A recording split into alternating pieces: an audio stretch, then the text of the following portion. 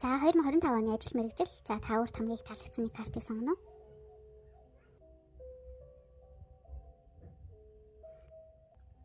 За нэг дугаараас эхлэе. За 2025 оны таны ажил мэргэжил.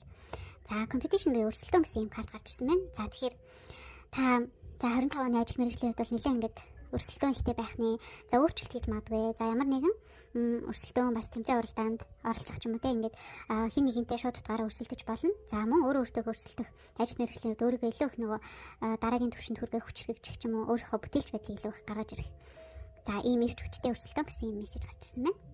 За 2 дугаарын хувьд таны 25 оны ажил мэргэжил. За King of Wands буюу маш их ирч хүч ирч хүчтэй энергитэй байхны за өөрийнхөө юу бодож хүсэж төлөвлөсөн тэр бүх зүйлийг өөртөө ихтэйгээр хийж хэрэгжүүлэх за альбан тушаал ахих байр суурьнд суух за өөрийн гэсэн бас байр суурийг олох хүмүүст үнэлэгдэх манлайлах гэсэн юм мессеж байна. За 3 дугаарыг сонгосон хүмүүсийн маань ажил мэргэжил.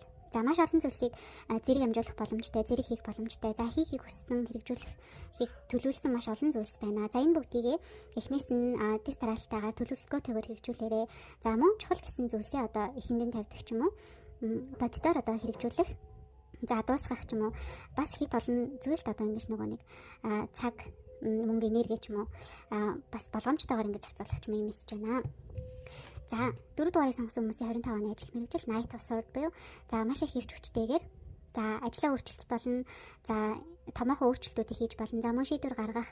За томоохон бас нөгөө нэг юм асуудлуудыг шийдвэрлэх, хоёр зүйлийн нэгнээс нь сонгох ч юм уу иймэрхүү зоригтой алхмуудыг хийх. За мөн зоригтой өөрчлөлтүүдийг ажил мэргэжлийн хувьд хийх боломжтой. За хамгийн сүүлийн 5 дугаар картыг сонгосон хүмүүсийн ажил мэргэжил 25-нд за strength буюу хүч чадал гэж байна. За одоогийн хийж буй ажлаа дуусгах, за үр дүнд хүрэх, илүү ингээд цахилга баттай, төвчээртэй, хүлээцтэй байх. Таны хийж буй ажил 2025 онд үр өгөөж өгнө. Харин та цахилга баттай, төвчээртэй, хүлээцтэй байх хэрэгтэй, цаг хугацаа хэрэгтэй гэсэн мэн. За өөрийнхөө мөн одоо нөөц бололцоог гаргаж ирэх гэсэн мессеж байна. За бүгдэнд нь 25 онд нь ажил мэргэжилт амжилт хүсье.